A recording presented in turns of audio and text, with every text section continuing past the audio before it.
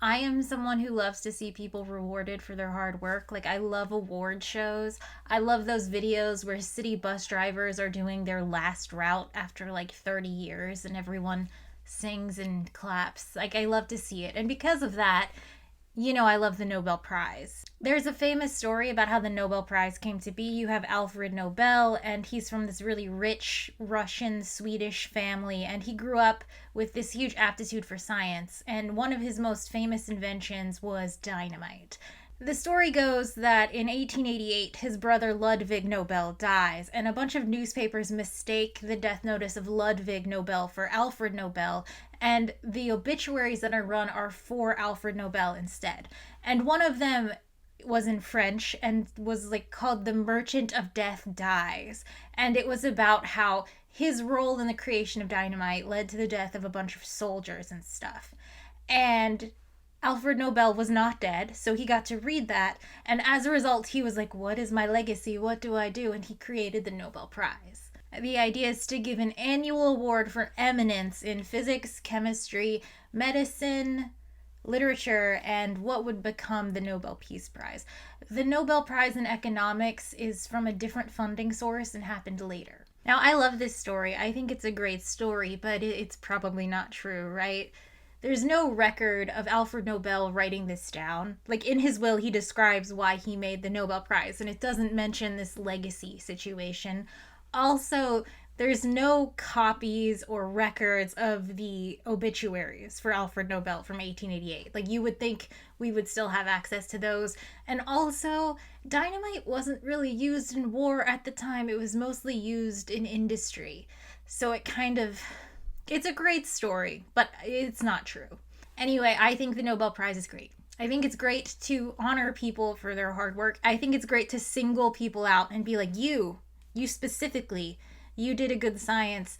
And more importantly, I think to the world, the Nobel Prize does a great job at science communication, something that is very important to me. Once a year, people are like, whoa, this is Nobel Prize winning chemistry. Whoa, this is Nobel Prize winning medicine. And it might be the only time that year that someone hears about cutting edge, high level research, like the latest results, like what people are currently working on. And I think that aspect of the award cannot be discounted.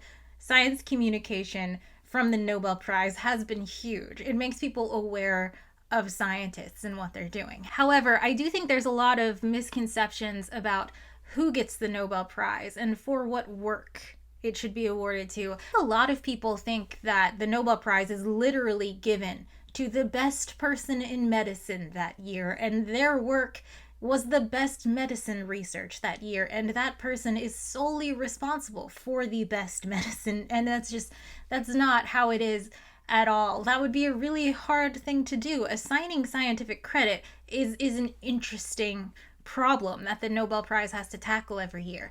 So I thought we could address that today. We could talk about who gets the Nobel Prize.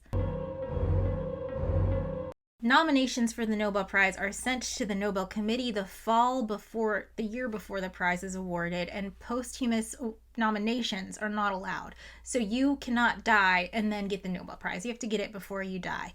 And those nominations are sent to a committee. So the Nobel Committee is made up of experts from various fields and past winners and like the people who do nominate the shortlist for the Nobel Prize, and it is decided from the shortlist by majority vote.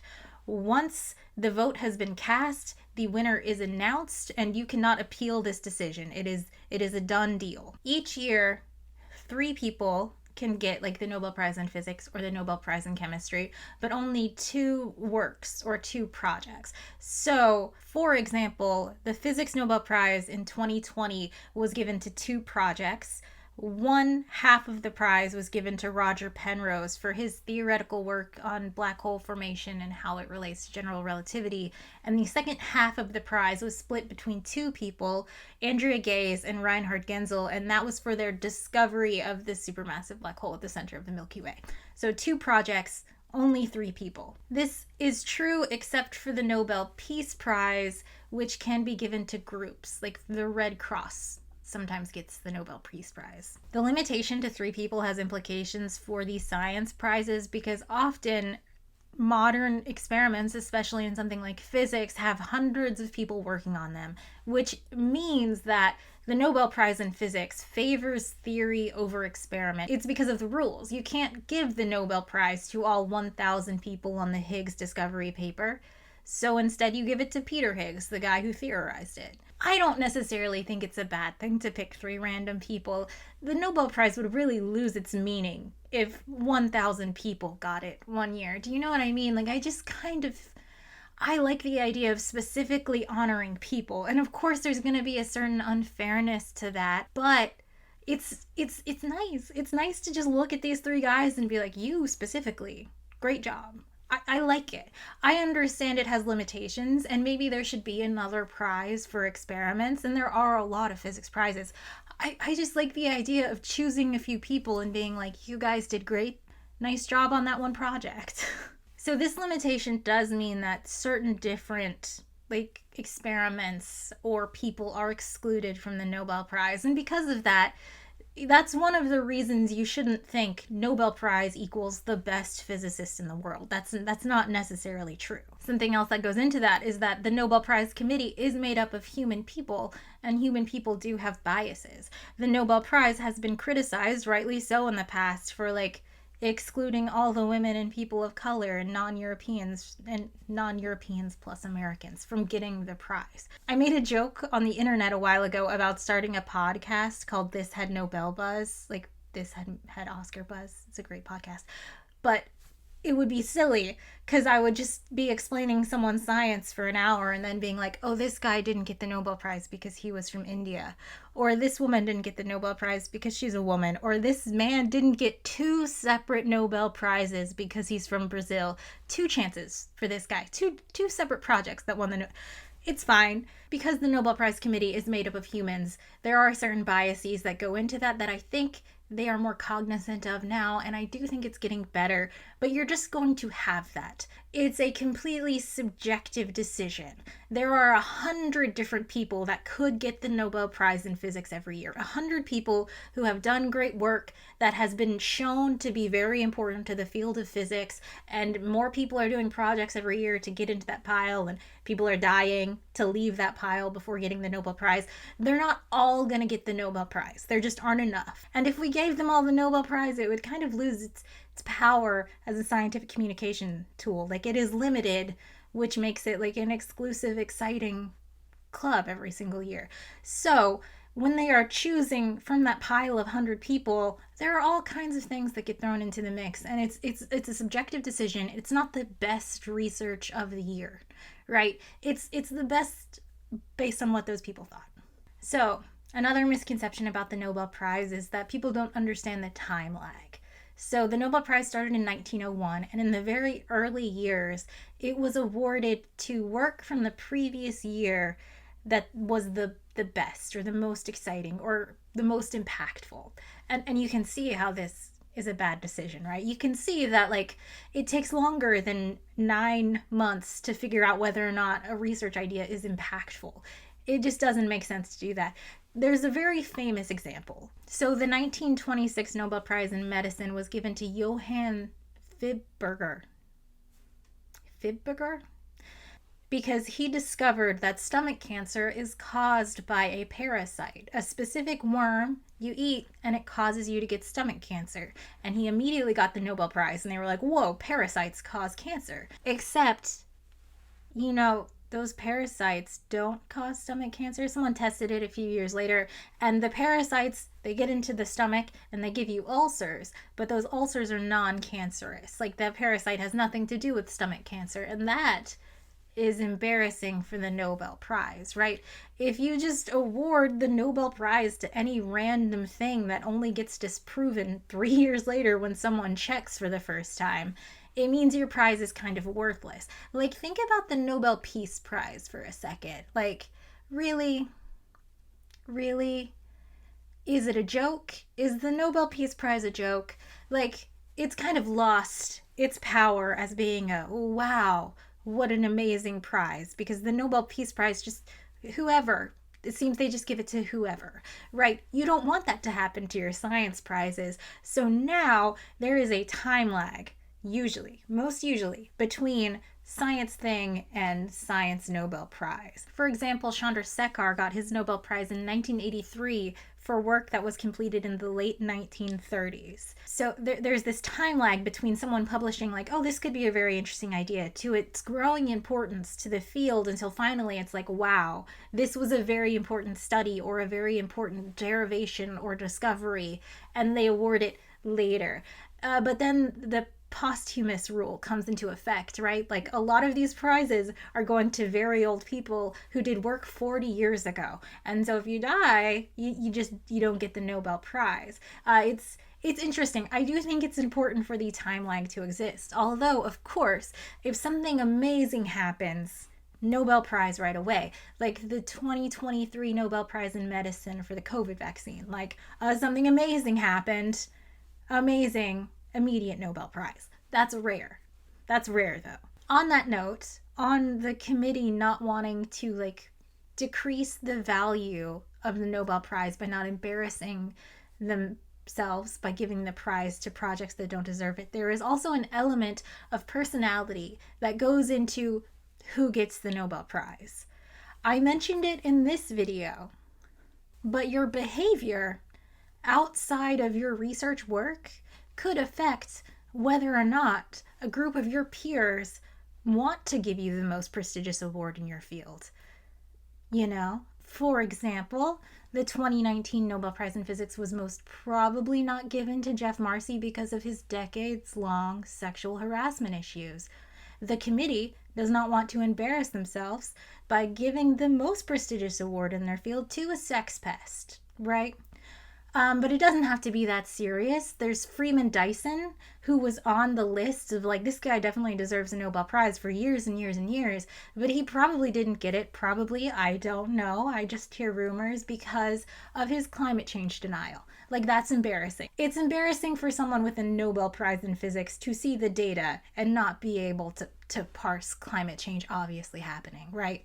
And there's that scene in A Beautiful Mind with Russell Crowe, you know, the movie about John Nash. John Nash was like older and medicated, and he was in line to get the Nobel Prize in economics, and they just came to check to make sure that he had it together before they gave him the award. I don't know if that's a true thing that happened, but it does seem like something they would do, right? Because very famously, a lot of Nobel laureates start being wackadoos. Like, suddenly their opinions are more valuable in the eye of the public, which is a thing I'm trying to dispel. That's a myth that we should address in this video. The idea that, oh, you have a Nobel Prize in Physics, you must be a super genius and everything you have to say is important and good, right? Like, for example, you know, James Watson, one of the people who got the Nobel Prize for discovering the structure of DNA, huge racist. You know, that's embarrassing. It's embarrassing that he uses his position as a scientist to be like, actually, let me explain why racism is good, actually. Like, that's embarrassing that his name is now attached to the Nobel Prize. They would like for that not to happen in the future. Or, you know, less bad, there's Linus Pauling. He got the Nobel Prize in Physics and spent the rest of his life macro dosing on vitamin C, saying it could cure, like, mental illness and cancer and everything. Like, you're not a doctor, Linus Pauling. What are you doing? There's that, right? This is called Nobel disease. It has a name. It has a Wikipedia page. You can go read all of them. They don't want that to happen. But also, you know, in terms of this video, that should tell you that just because someone has a Nobel Prize in Physics does not mean they are the smartest, bestest, most bestest brain in the world, right? They did one work that was very impactful and very good for the field. They got an award for that. They're celebrated, and I love that. I love to see that. But that doesn't mean anything else they say is immediately more valuable, except in their very specific field, right? So I have YouTube brain rot, which sucks for me. But I'm anticipating the comment, which is like, oh, so it's a problem when they won't give the Nobel Prize to physicists who are women, but you're okay with them not giving it to sex pests just because they're sex pests? Yeah, obviously. Like, it is based on the work, and oftentimes, you know, women do that work, or people from Brazil do that work, and they deserve the Nobel Prize. However, the pool of people who could get the Nobel Prize in Physics is larger than you think, like 100 people. And when this committee is choosing from that 100 people, I do think it's bad for them to automatically throw out the women. But I don't think it's bad for them to be like, oh, if we give this most prestigious award in our field to this notable sex pest who made tons of women exit the field, we are going to alienate women and we are going to be rewarding him for that behavior, and maybe that's bad. I think that that's a fine stance to take. I think it's fine. I see no issue with my logic in that. So no, I think it's fine. Also, I just find it super suspicious. Like, it's got the energy of people who are like, what do you mean that guy was fired for posting racist stuff on Facebook? That's not fair. That's not fair. And it's just like, yeah, it is fair. If you're an asshole, people are not going to like you. They're not going to want to spend time with you. And they are not going to want to hold a giant ceremony where they give you the most prestigious award in the field and then celebrate you at a huge dinner banquet thing in fancy dress. Like, yes, your personal opinions and how you act at work can affect how you're treated by the people you work with. There's just consequences. It's really suspicious when people weren't upset at all about like the racism by the committee, but they're super upset when suddenly this one guy who was a huge sex pest doesn't get an award. That's not fair. That's not fair. It is fair. I think it's fine. I think it's good even. Okay, so one more recap. The Nobel Prize can go to a maximum of 3 people and 2 projects.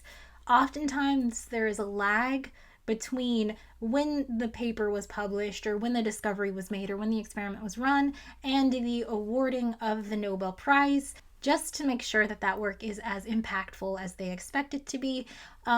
Also, the committee is made up of human beings who have biases, who might prefer one field over another, and it's just a simple majority vote to decide who gets to get it. That means that the prize doesn't necessarily go to the best physicist. You can't really find a best physicist. It doesn't make sense to rank people that way, but it does always go to something that's really exciting and cool and fun. There are 100 people that deserve the Nobel Prize in Physics, and not everybody's going to get it because it's a limited prize. And that's what makes it so exciting and so rewarding, I think, for the people who get it. It's really nice to see their work celebrated and to just tell someone like, you did a great job in physics. And I like it. I understand its problems, but I do like it. I think I've highlighted some of the misconceptions about the Nobel Prize, but I want to show you how difficult sometimes it can be to award a work, to award a scientific discovery, but who gets the credit for it? How do you decide? It's more tricky than you would think. No one is doing science by themselves. Everyone is reading lots of different papers and getting ideas from other people, and saying it was your idea is often very tricky. So we're going to have a fun little story time, and I'm going to tell you a Nobel Prize winning story, and we will decide who we think should get the Nobel Prize. The science story I have chosen is the Nobel Prize in Medicine from 1923. It went for the discovery of insulin. You may have heard this story before. It's a very famous story, but we're going to talk about it with respect of who did what and who do we think deserves the credit? Who discovered insulin? How do you answer that question and shove the Nobel Prize at someone? Who discovered insulin? This is actually a sequel video because a couple Halloweens ago I did a spooky, scary science data story, and the discovery of insulin, is a horror story. This book, The Discovery of Insulin by Michael Bliss, it's kind of the definitive version of the story, the most well-researched, the most backed-in fact, is the most horrifying book I've ever read in my life. I'm not joking. This is a horror story, so buckle in. Just a content warning. A whole lot of dogs are going to die in this story, and also the treatment for diabetes in the early days was actually just torture.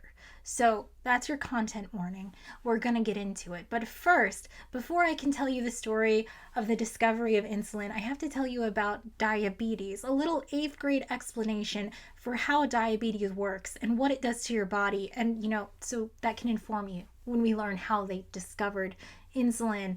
But before I can do that, I must absolutely tell you that I am not a medical doctor. I can tell you physically what happens when someone has diabetes, and I will give you this little cartoon picture, and I will tell you the symptoms. Like, as a result of what is physically happening in someone's body when they have diabetes, here is what they feel, here is what they experience.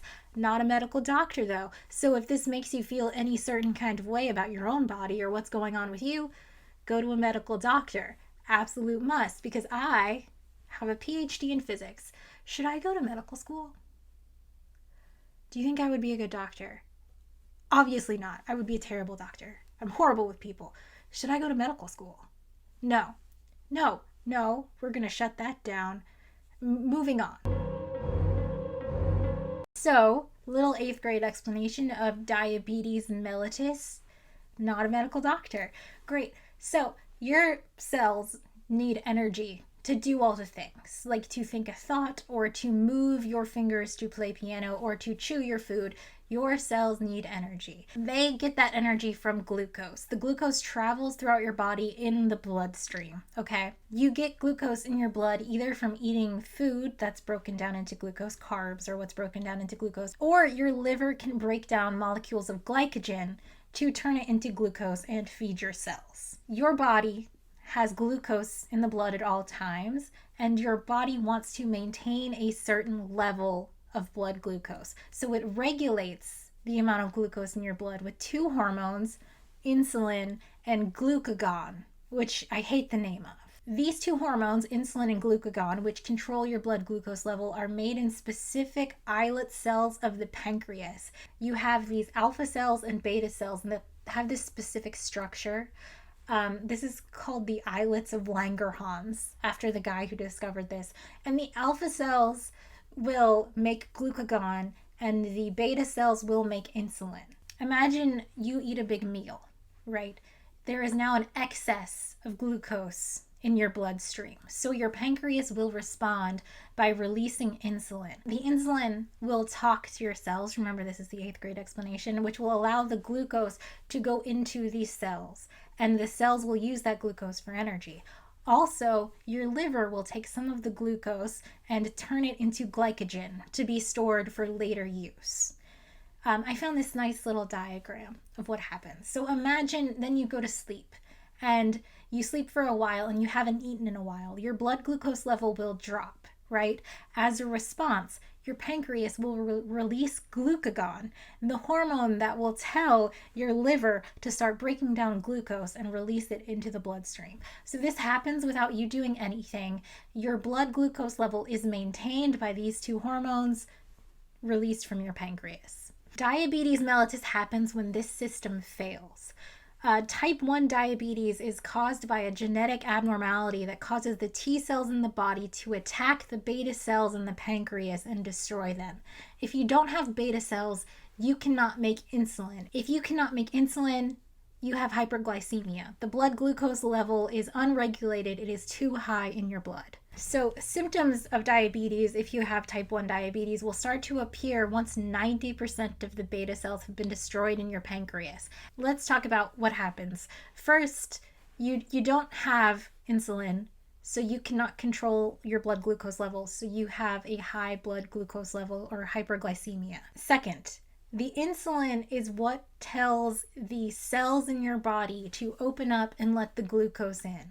So if you do not produce insulin, you cannot let glucose into your cells. So the cells are starving. They need something to give them energy. And even though all of the glucose is right there in the blood, it cannot get into the cells. So what starts happening is your body starts breaking down fats and proteins to get energy to the cells. And so you have this intense hunger, and also a symptom of diabetes is weight loss because your body is eating all of the fat because it can't access the glucose in your blood. So all that glucose in your blood starts getting filtered through your kidneys, and some of it gets released into your urine, which is how diabetes is associated with sweet urine. Like, glucose is just sugar, so your pee is sweet. But also, glucose is osmotically active, which means that as the glucose is going through your kidneys and getting filtered out through your urine, it is pulling water with it. So you're having to pee a lot more. You have enhanced urination, but also you're incredibly thirsty because you're dehydrated. So you're thirsty, you're peeing all the time, you're super hungry, you're losing weight. Obviously, you're aware of all of these symptoms because we all read the literature. You know the truth about Stacy, Babysitter's Club #1. Not a doctor, but after a week or 2 weeks of those symptoms, that's when people get diagnosed with type 1 diabetes. Type 1 diabetes used to be called juvenile diabetes because it most often appeared around the age of 14. Because remember, this is a genetic abnormality. It will appear once enough of your beta cells are destroyed. Most often that happens in like young teens. However, now we know that adults in their 30s or in their 50s can be diagnosed with type 1 diabetes. I don't understand the cause of that, not a doctor. There is also type 2 diabetes, which is a different mechanism. It's more complicated and also, I think, less understood. Again, not a doctor. How many times can I say that? But type 2 diabetes is more related to insulin resistance in cells, meaning your body makes insulin, but for whatever reason, it cannot be used by the cells, which results in hyperglycemia. Also, you could have inadequate insulin production. So you make some insulin, but it's just not enough. So you still get those same symptoms of hyperglycemia. There are also a bunch more types of diabetes because humans are so weird and awesome. There's a lot of different things that can happen in the body. The most common type of diabetes is type 2. About 90% of people with diabetes have type 2 diabetes. Type 1 diabetes happens to about 1 in 10,000 people. Diabetes can be treated with insulin therapy, where you inject insulin into the body. Because remember, type 1 diabetics cannot make insulin. If you inject insulin into their body, then their cells can use the glucose and they can maintain their blood glucose level by monitoring it and applying insulin when it's needed. This can also work for type 2 diabetes, but I think diet is also really important for type 2 diabetes. Not a doctor. It's fine. Not a doctor. But now we understand what role the pancreas plays in diabetes and what role insulin plays in diabetes. Insulin allows glucose to enter your cells. Really important. Okay. What happens if diabetes goes untreated? If you have hyperglycemia, really high blood sugar in your blood, but your cells still need energy, so they start breaking down fats to get energy. So the fatty acids get into the liver, which create ketone bodies, which can be used for energy. But ketone bodies also increase the acidity of the blood. So high acidity in blood means exactly what you would think. If you're a chemist, hydrogen ions in your blood. If you're a physicist, a lot of protons in your blood. This is called diabetic ketoacidosis. So what happens? Your body doesn't like the blood to be super acidic, so you start breathing really heavily, trying to expel CO2 and try to lower the acidity of your blood. On the cellular level, though, things are more problematic. The high acidity of your blood creates a potential difference across the cell walls, which means potassium ions will be evacuated from the cell and hydrogen ions will go in. The potassium will just hang out in your blood until you pee it out. And this is a problem because your body, and most importantly your brain, require potassium to propagate electrical signals. And if you don't have potassium, you can't do those things. And you're going to start feeling foggy and confused and drowsy. As this is going on, the amount of potassium in your body is going to keep decreasing over time, which will result in like nausea and vomiting and confusion and fainting and eventually a coma. So if you have type 1 diabetes, you get that first round of symptoms of hyperglycemia, and then within 10 to 12 hours of not having insulin, you will start to feel the effects of diabetic ketoacidosis. And if it goes untreated, you will die.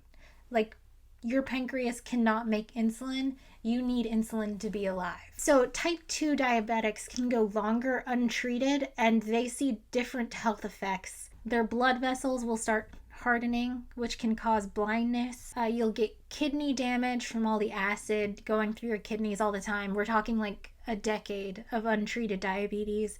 You get nerve damage in your fingers and feet. And because of the nerve damage in your feet, you'll develop ulcers on your feet, which is why you might see type 2 diabetes resulting in amputations of toes and feet. And then eventually your organs will fail. So it's a good thing that we can treat diabetes with insulin, right? So people associate type 2 diabetes with like the modern Western diet. Not a doctor, don't know if that's true, but type 1 diabetes is a genetic condition. It has been known throughout history. The term diabetes was probably coined by the Apollonius of Memphis in 250 BC. The most common symptom of diabetes that people could test is the sweetness of the urine. And that's why it's called diabetes mellitus, because of the sweet urine. The sweet taste of urine preceding death had been noticed by the ancient Greeks, Chinese, Persians, Egyptians. It's been noted in medical documents as long as humans have existed. The fatalness of this disease is also noted. Like, you see this mostly in young adults.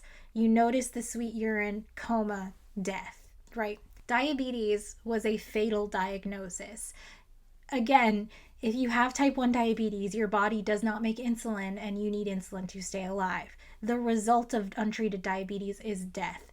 And everyone knew this for a very long time. In 1889, Joseph von Mering and Oskar Minkowski discovered the role of the pancreas in diabetes.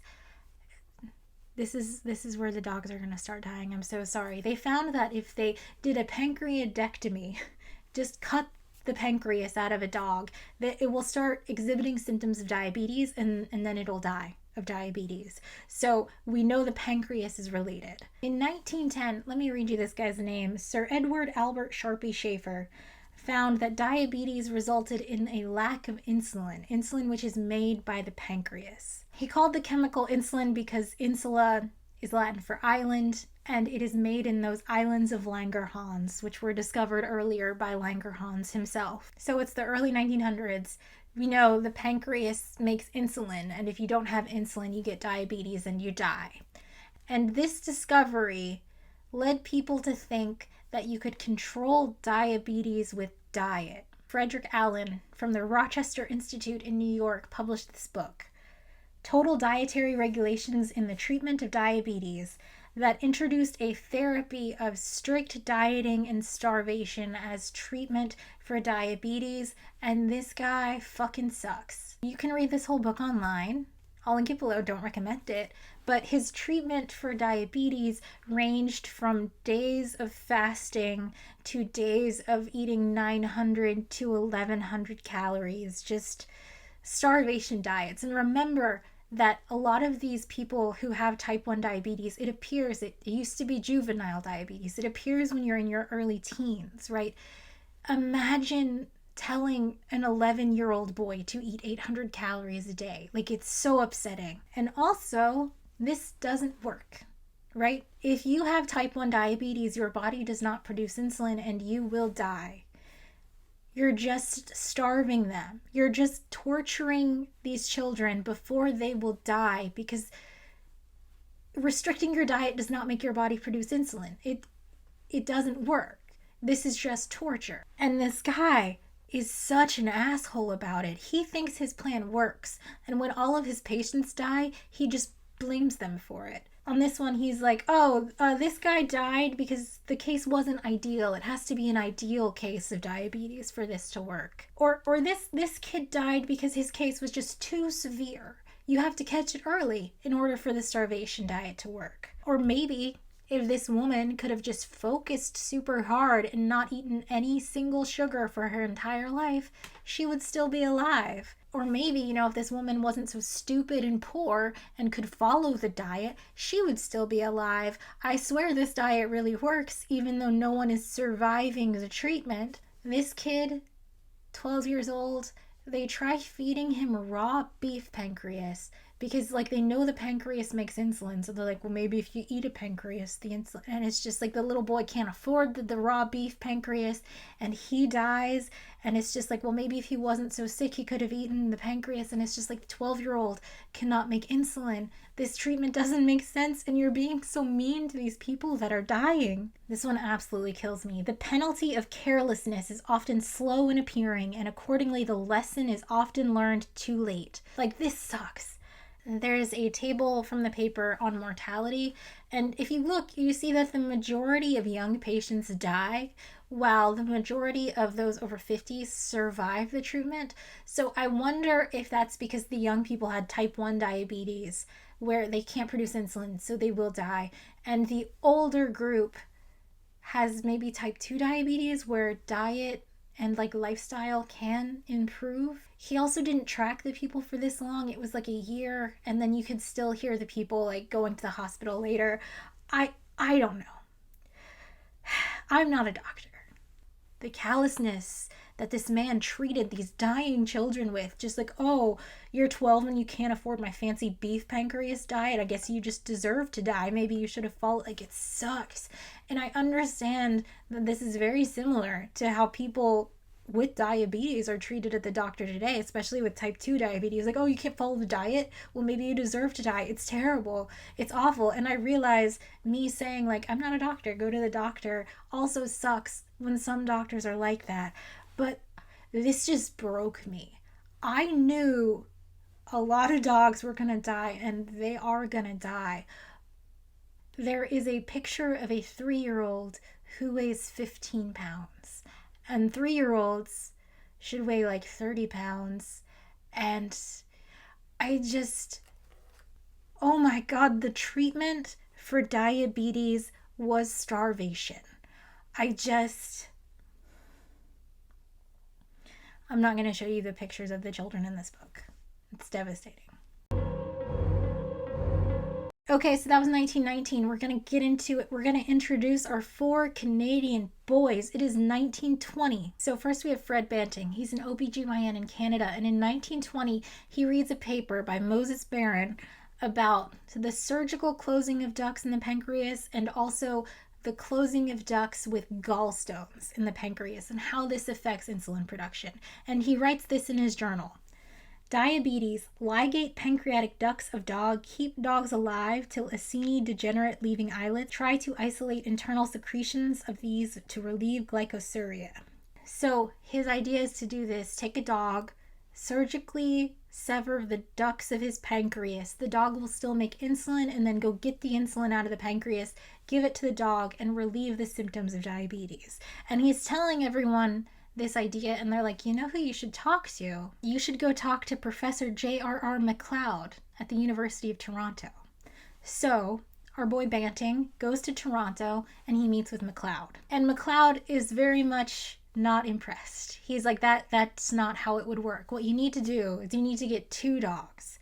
Take the pancreas out of one dog, and then give this dog a bunch of sugar, kill that dog, get the pancreas out, get all the insulin out, and then give it to this dog. And then you will show that insulin can remove the effects of diabetes. And then there's like a lot of back and forth. McLeod likes this idea, which is his idea, right? Because Banting doesn't really understand what he's doing, and Banting is annoyed. Banting is annoyed that this guy just immediately says, your idea is bad, here's what we would actually have to do. And so there's back and forth until eventually Banting is going to go to Toronto, and he's going to do this experiment. He's in Toronto, and McLeod assigns him a new graduate student, someone who just graduated undergrad, Charles Best. And this is an interesting story in itself if you're interested in like who gets the Nobel Prize, because there were 2 grad students that were fresh and new and had no lab experience. And McLeod describes the projects he has to them, and Best is just the one that chooses the insulin. Like, a simple choice at age 21 can decide whether or not you work in a Nobel Prize winning lab, or you're the other guy whose name I don't even remember. So I just think that's interesting. So May 1921, Banting and Best have started this project. At first, a lot of dogs die. McLeod has to come down and show them exactly how to do this surgical technique in order to prevent the dog from dying from the pancreatectomy, losing its pancreas, because it has to stay alive for them to test the insulin on it. So he shows them how to do that. He also shows them how to get the insulin out of the pancreas with alcohol. Two things that they did not know going in.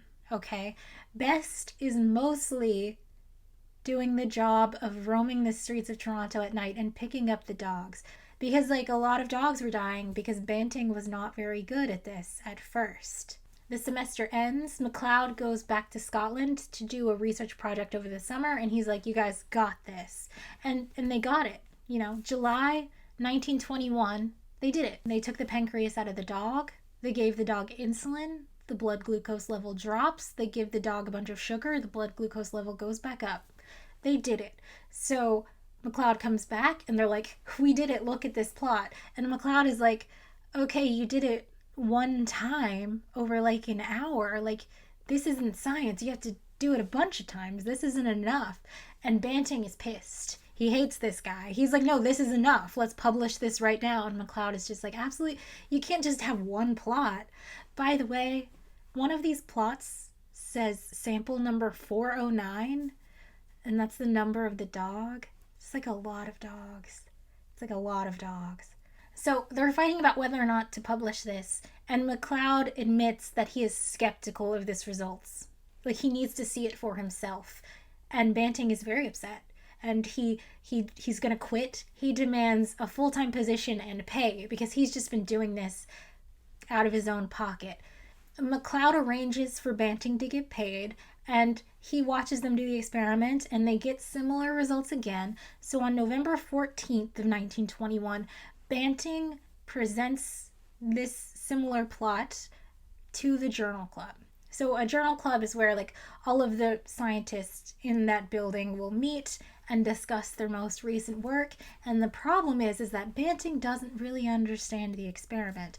People are asking science questions and Banting can't answer them. So McLeod has to jump in and be like, well, here's the procedure we're doing to get the insulin out of the pancreas. Here is the ratio of alcohol to water we're using. Here's where we're injecting it into the dog and why. And Banting is pissed again. He's like, how come you're speaking over me? And McLeod is like, because you don't know how to answer these questions. You still don't understand the experiment we're doing. You don't know what you're doing. December 1921, they run out of dogs. Yeah. So they start getting calf fetuses from butchers and getting insulin out of those pancreases in order to give that to the dogs without the pancreas. And McLeod has been reading and researching this whole time, and he goes down, I'm just assuming their lab is like a basement lab, because you can't store dogs on the first floor. No way. McLeod goes down and he tells Banting like, hey, I just read about this method of extraction that will give us higher quality insulin. So he practices it a bunch of times and then he teaches that technique to Banting, and now they can get higher quality insulin from the fetuses of calves, the calf fetuses, pancreases. This works and they have higher quality and a higher volume of insulin, but they need even more. Best, the student, the 21-year-old, can't do it. He's not good at it. So McLeod hires James Collier, who is a professor at Alberta, to come over and start making insulin. So James Collier is super good at this. He has his own techniques and he makes really high quality insulin at higher volume, and he's great because they need a lot of it, right?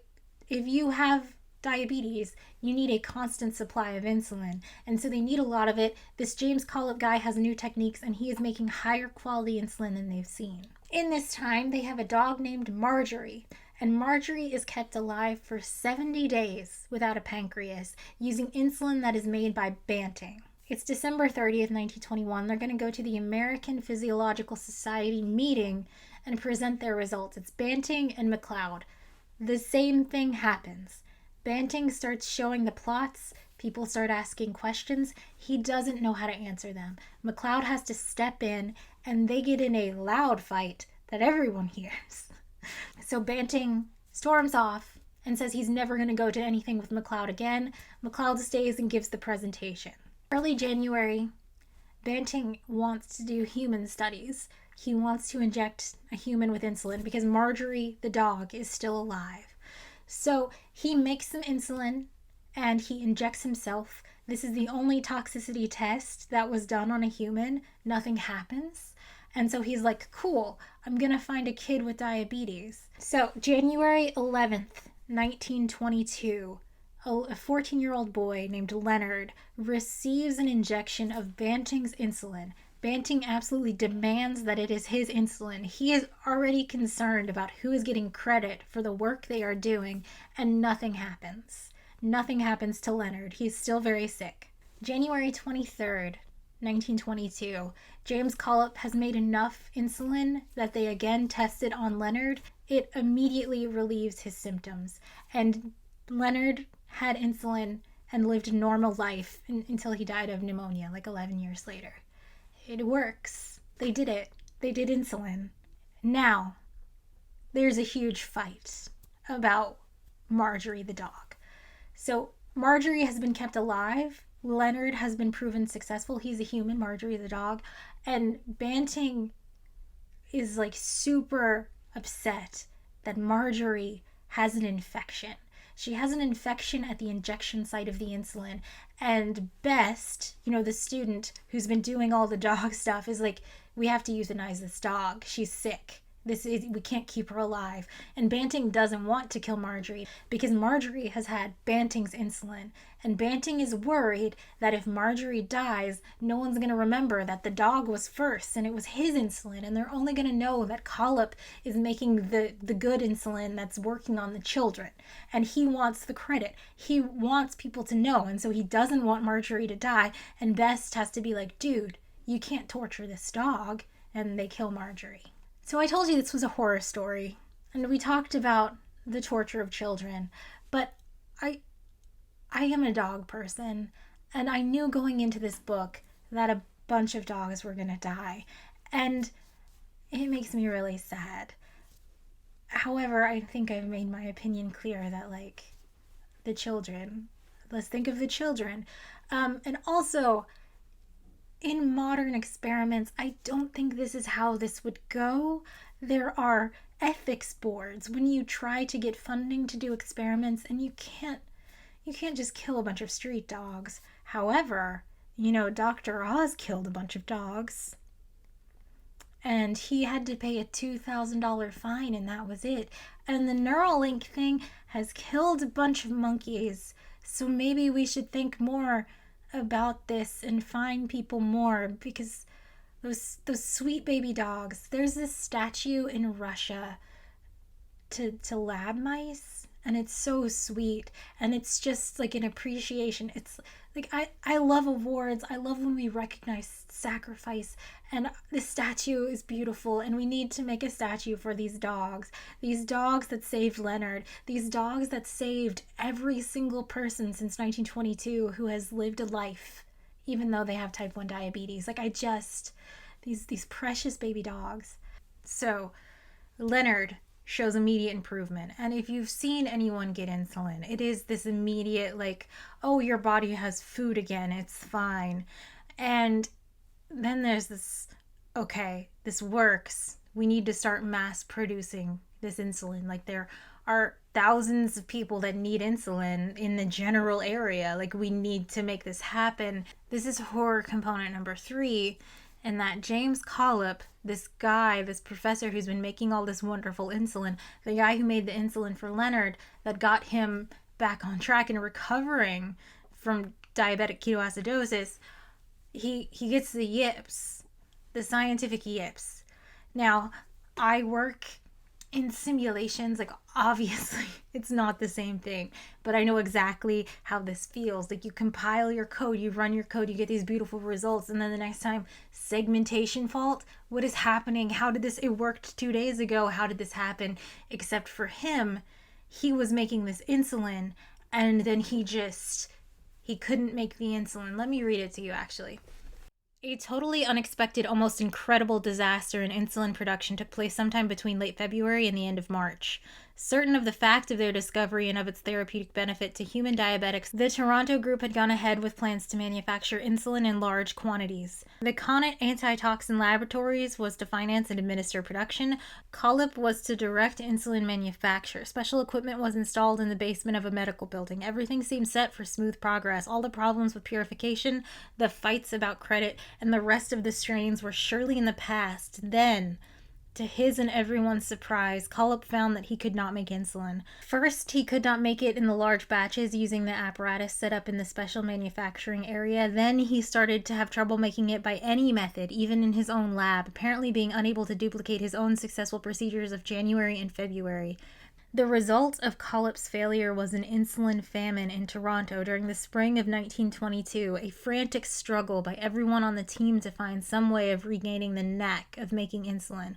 The fundamental changes in policy regarding the handling and development of the frightening, elusive discovery. I feel like this happens all the time in science labs. Like, oh, someone moved a cable and now the magnetic field strength is different. But this is like, they're trying to save people's lives and he cannot make the insulin. And they will die if he cannot make that insulin. This is complicated by the fighting between the groups. Banting and Collip have not spoken since January, and Banting has been threatening to fight Collip. Collip also gets the flu, and he's out for like 2 weeks, and they can't figure out what's going on with the insulin. And in May, they finally figured out it was like a manufacturing error with the alcohol they were using. They solved it. Okay. And now we have insulin. I just can't imagine the stress that Collip was under in that period when, like, you've done the thing, people know you've done the thing, and they're waiting for the insulin, and they'll die. The children will die. Like, can you imagine? Okay, so they are going to start mass production of insulin, and this makes the news. People from all over hear about it. I think the most famous case is Elizabeth Hughes. She was 11. She was the daughter of Charles Hughes, who was a politician, and she showed up weighing 40 pounds because she had been on that starvation diet, you know, like half of what an 11-year-old should weigh. And she got insulin, and she went back to New York. She went back to school. She lived a healthy life. She was fine. Like the first group of people to not die from diabetes. It happened in 1922. I just want to pause here and appreciate this for a minute. No one had ever survived diabetes until that moment. Like, so many people's lives were shortened. Like, imagine being a parent. Your 9-year-old gets diagnosed with diabetes, and your options are to watch them die or to starve them and maybe watch them die a little bit slower.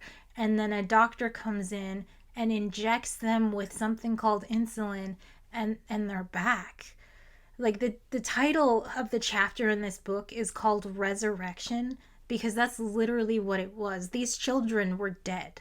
Like, you die from diabetes. Everyone knows this. And they magically, miraculously, they start injecting these kids with insulin, and they just wake up and they're children again. Like, remember, diabetic ketoacidosis means your brain is foggy, you're fatigued, you're in pain, you're angry, you're hungry, and they get insulin and they're a child again. Like, can you imagine what that must have been like? I'm not gonna cry, but like, just like, imagine going from having a dead kid to just having a kid again. Like, when has that ever happened? But this is another horror component.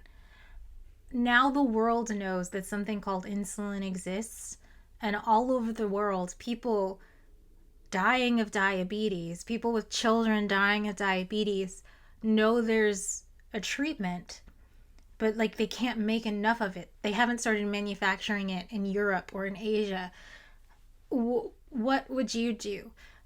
People start driving their children across the country to Toronto and like banging on Banting's door and being like, we need insulin. And there's just not enough. There's this period where the treatment exists, but manufacturing has not caught up with the need. And so people are still dying from this disease, but they know that the treatment exists, which is just absolutely terrifying. By the end of 1924, insulin was available on every continent, and it was just this huge success story of innovation, of like, look at all these people who were dying and now can just be normal. This child's going to school. This man is going to work. They just have lives now. It did become kind of a taboo topic because like it does involve injecting yourself with insulin, and a lot of people hid it. Like the very famous patients were a little embarrassed about it and would go do it secretly. And I think now people are kind of over that. Like it's just a norm. Some people have diabetes. It's totally fine. I don't want to act like this is a cure for diabetes. Like it's an amazing discovery. And the fact that it went from like discovery to mass production so quickly is amazing. But you know, it's not a cure for diabetes. Having diabetes still sucks. Like you have to watch your diet. You have to watch your blood sugar. You have to make sure insulin is available for you. And that's like a whole mental load, which must be terrible. But it is amazing that this treatment does allow people to live normal lives. Like every single person you know with diabetes is alive because these Canadian boys. Do you know what I mean? Like your great grandma born in 1930 had diabetes and you are only alive because she could get insulin. It's amazing. Until the late 70s, insulin was produced from pigs and cattle. And then someone invented human insulin, which is also no longer in use. Now it's recombinant insulin, which was made by injecting human DNA into yeast, and the yeast grows human insulin. And this is really good because with the animal insulin, people would eventually have complications with it. Like it might not work as well, but the human insulin is really great and also easier to make. I think the end of this story is happy, but it is a horror story to the treatment of illnesses we don't understand just being torture, to the deaths of animals in order to get the treatment for the illness, to the scientific yips and the fact that you can have a disease, know a cure exists, but you don't have access to the cure. What a nightmare. But overall, it's a happy story. They did it. The Canadian boys did it. If you remember up top, I said I wanted to talk about the Nobel Prize that was awarded for medicine for the discovery of insulin in 1923, which means that in this case, this is one of those, it happened, whoa, this is so amazing, immediate Nobel Prize. And like, yeah, of course, that makes perfect sense. But if you also remember, you can only give the Nobel Prize to 3 people, and we have 4 boys. We have 4 Canadian boys, so who gets the Nobel Prize? It's actually still a controversy. People don't agree with what the Nobel Committee decided, and there are actually more people than our 4 boys that people suggest, which I will tell you about right now.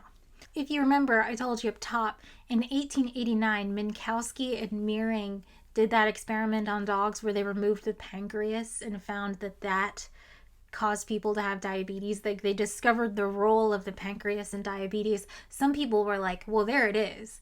They are the ones that discovered the role of the pancreas. That's the same thing as discovering insulin. I disagree with that. Like our Canadian boys, they made insulin, they put it into a human.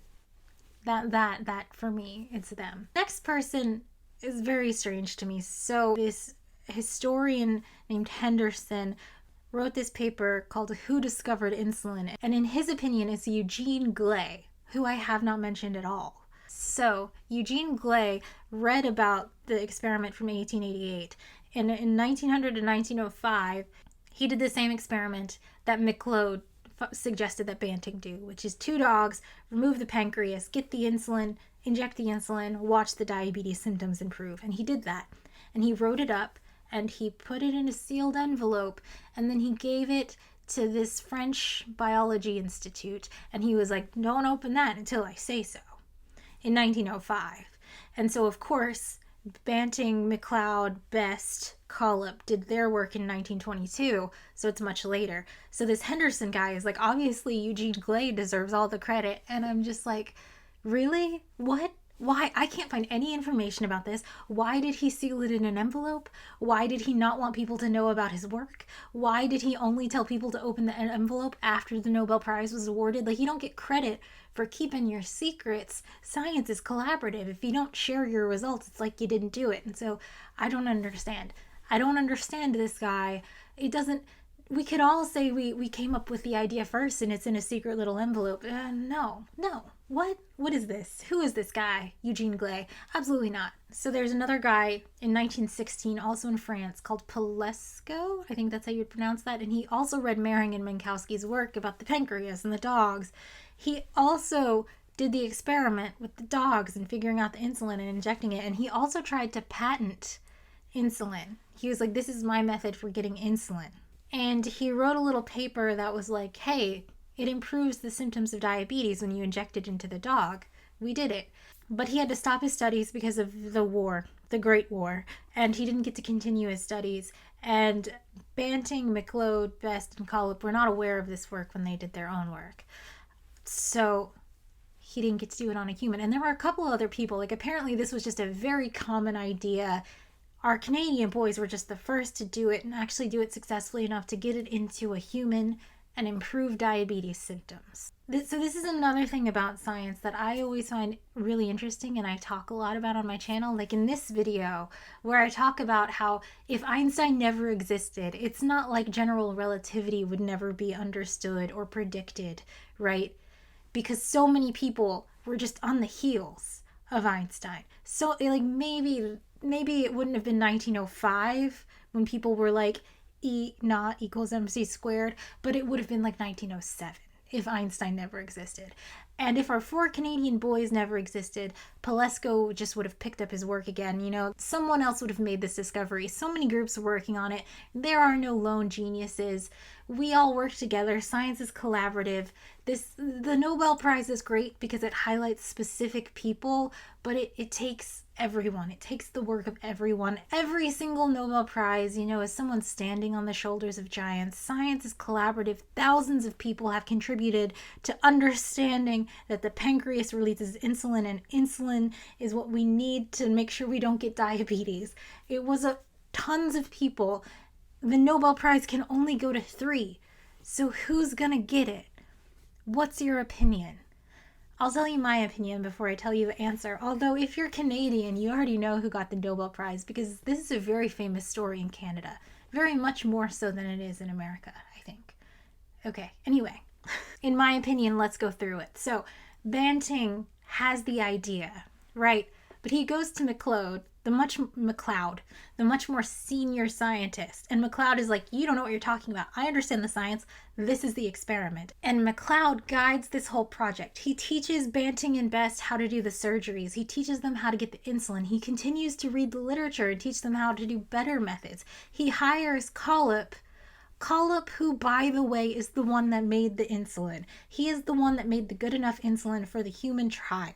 He is the one that did the whole distribution and mass production of insulin.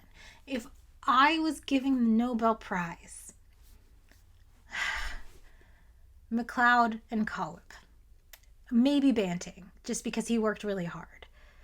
Best is the 21-year-old student. He's got the energy of someone who's been washing glassware in your chemistry lab for like 3 weeks and is just pissed they're not first author on the paper. And it's like, bro, you don't even know what's going on. All you did was get the dogs.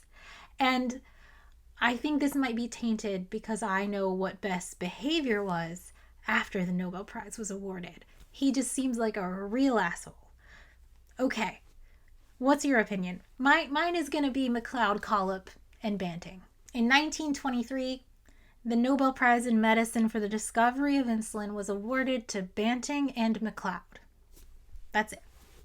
Banting immediately goes, how dare you give it to McLeod? I'm going to share half of mine with Best. And McLeod is like, oh, okay, I'll share half of mine with Collip. And those two groups of people never spoke to each other again. It went to McLeod and Banting. And this is still controversial.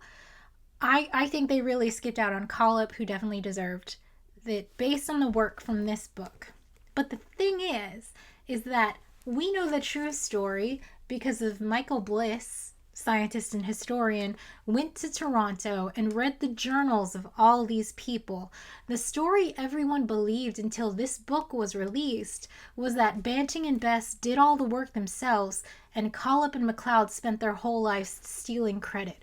And that is not true, because I just told you what factually happened. We can blame Charles Best for this. So Charles Best spent the rest of his life overplaying his involvement in the discovery of insulin. In fact, Banting said this: "If I don't come back and they give my professorial chair to that son of a bitch Best, I'll never rest in my grave." And then Banting got on a plane and died in a plane crash.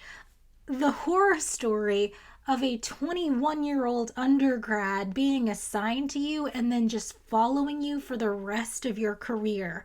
Oh my God. And after Banting died, Best was suddenly like, guys, actually remember when we had to use alcohol when we were extracting insulin to remove the impurities? That was my idea. Actually, it was me. I'm the one that did it. No one can disagree with this story because Banting is dead, and it was me, actually.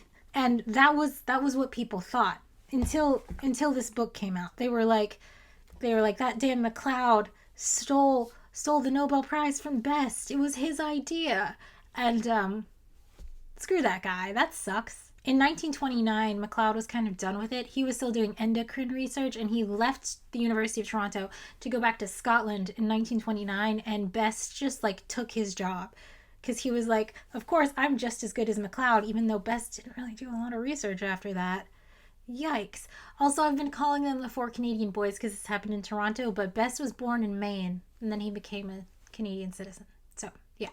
James Collip, remember, he was a professor in Edmonton, and he went to Toronto to help be the hero of this story, and he did not get awarded the Nobel Prize, and he was just kind of like, well, I'm glad I was able to contribute. I just wish that this research had happened in Edmonton, and he just went back to Edmonton and continued being a professor and researcher.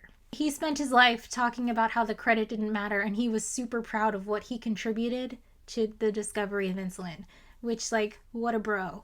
So, McLeod, also obviously not Canadian, he was from Scotland. It's just really fun to say the 4 Canadian boys.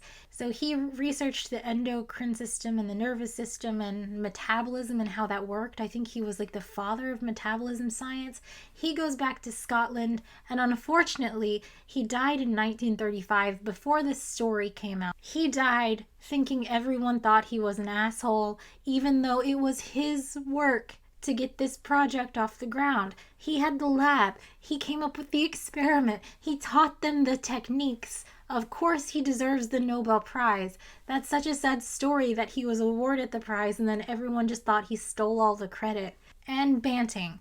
I like Banting. I do think he deserved the Nobel Prize for this, even though he didn't really understand what he was doing at the time. He still did science, and he started focusing on other childhood diseases and did lots of research at the Banting and Best Institute in Toronto. This guy Best just spent his career following Banting around. That's a horror story. What a nightmare. Listen, I love undergrads, and it's important to teach undergrads how to do research, but they don't know what they're doing, but they're real confident that they do know what they're doing. What a nightmare. Oh my goodness.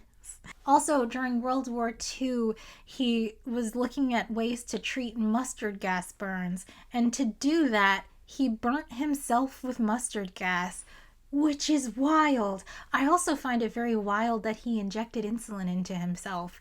What a crazy man to test this on yourself. It reminds me of Barry Marshall. Do you know that guy? It was 15 or 20 years ago. He drank a bunch of bacteria to prove that bacteria causes ulcers. He was like, look, I have no ulcers. And then he drank the bacteria, developed ulcers, and was like, we did it. See? I guess some people have to be willing to do that kind of thing. Somebody has to be the guinea pig, but mustard gassing yourself. Banting. My goodness. Here's another horror story for you. In 1927, Banting was investigating the illnesses of indigenous people, and he was investigating the Hudson Bay Corporation. He realized the crew on board these ships were responsible for spreading all these diseases to the indigenous population. And also, he took note of the fact that the fur traders were robbing these people. He noticed that they would sometimes take hundreds of thousands of dollars of fox furs and only give them like $5,000 worth of goods. And also, he noticed that they were destroying their food sources, and so the indigenous people had to resort to other food sources, which also contributed to their illnesses. And he published this information, and Banting is this huge hero in Canada, so everyone read it and like believed what he had to say, and the company lost a bunch of money, and the company requested the Canadian government try to force Banting to publicly retract his statements, and Banting refused. What a hero. But this led me down a rabbit hole of how Indigenous people are treated in Canada. And do you know about this? Have you ever heard of the residential school system in Canada where 150,000 children were like kidnapped and starved and murdered, and like their culture was robbed from them? And this went on until 1996. I had never heard about this until researching this story. Like, what the hell is going on in Canada? 1996? What? So Banting is great. He's still a big hero in Canada. Who discovered insulin? Who gets the Nobel Prize? You can see how it doesn't necessarily go to the person who did the thing, right? Who discovered insulin? There's 100 ways to answer that question. The Nobel Prize just defines someone as the credit, and we recognize those people and we clap for them and we say, you did a great job. We're very happy to have insulin. It's amazing. And I hope this is helpful. You get it. You see the point. The Nobel Prize. Who discovered insulin? That's the video.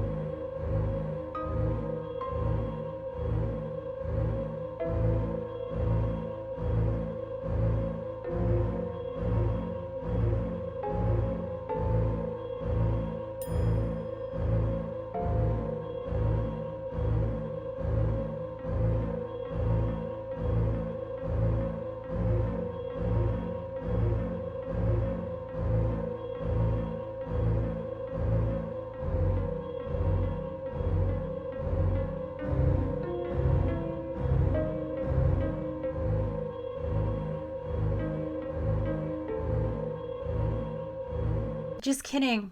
It's obviously not the end of the video, because the real horror story is that Banting, Best, and Collip sold the patent for insulin to $1.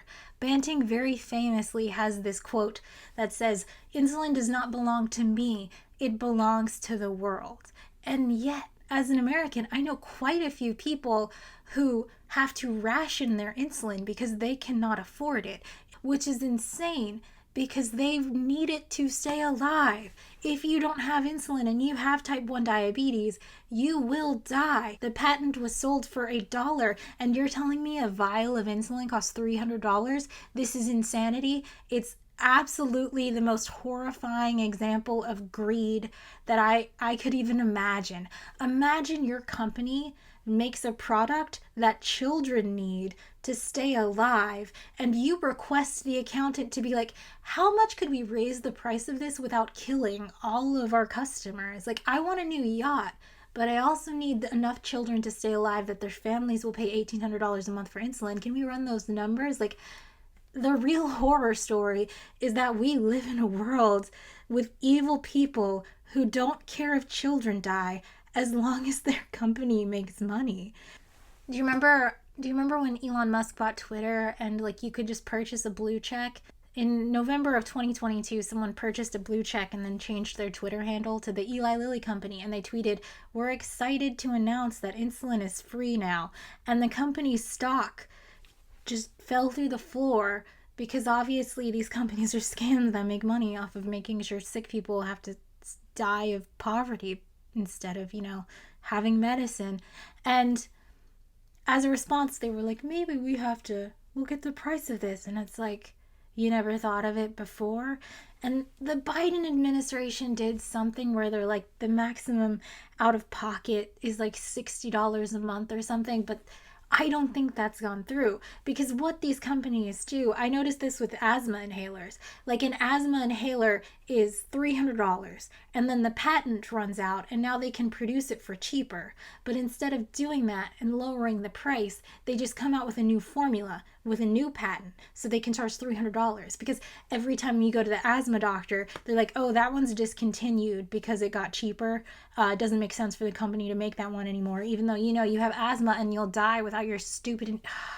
David Ricks, the CEO of the Eli Lilly company, which, by the way, is the one that wrote this book. They want you to know about the heroic story of the people who have nothing to do with the company who made insulin, and now they own insulin, even though the patent was sold for $1. And they're the ones that make sure just a small fraction of Americans die so they can, like, charge as much as possible. Imagine being David Ricks, the CEO of Eli Lilly. Imagine making $21 million a year as the CEO of a company that produces a medication that children need so they don't die, and finding out that actually a certain fraction of children do die because their parents can't afford the medication, and being like, Like, imagine being that evil. Like, that literally exists. Like, that guy just exists in the world. Like, can you imagine? Can you imagine you took a check for $20 million and you can just be sent in an email the faces of the children who you murdered because you wanted to charge $600 a vial for their insulin? Imagine being that person.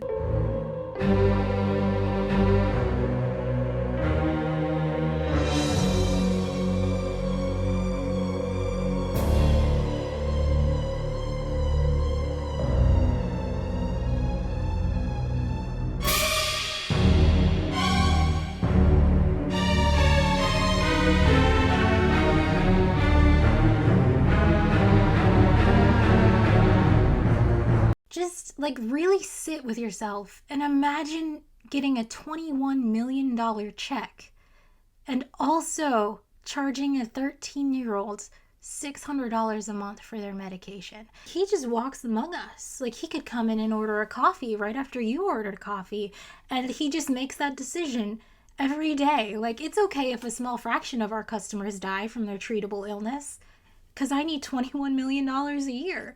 Like, we share the earth with that guy. He breathes the same air. Sometimes on this channel, when I talk about the horrors of capitalism, I get these comments from people trying to play 3D chess where they're just like, hey, Angie, ew, first of all, let me explain to you why it just makes sense that Nebraska Republican Governor Jim Pillen specifically denied money from the federal government because he wants children in his state to starve over the summer. Let me explain why it makes sense that actually some children just shouldn't have food. It just makes sense because you just wait till you pay taxes. And I just, no, it doesn't make sense that children shouldn't have food. And it doesn't make sense that any human person who has diabetes should not have insulin because they need it to be alive. Yes, take it from my tax dollars. All the children should have food, and also every single person with diabetes should have access to insulin because I don't want them to die. It doesn't matter who it is. I would like them to have access to medication. That should just be something they don't have to worry about. We live in a country with enough resources to provide that, and we should. And maybe we should punish the people who decided it was okay to kill the 14-year-olds and take the $21 million check. I'm not sure. I'm not a medical doctor, actually. But when you make those comments where you're just like, oh, you actually, let me just explain to you why it makes sense that sometimes kids have to die for no reason. Let me make sense for you why some children shouldn't have access to food or medication. It's just, the billionaires aren't going to give you money because you stick up for them. You're just making it clear that you would be that guy. Given the opportunity to choose between $20 million and a bunch of dead kids and no dead kids, you would pick $21 million. And that just makes you a bad, evil person. And you could just keep that inside because silence is free.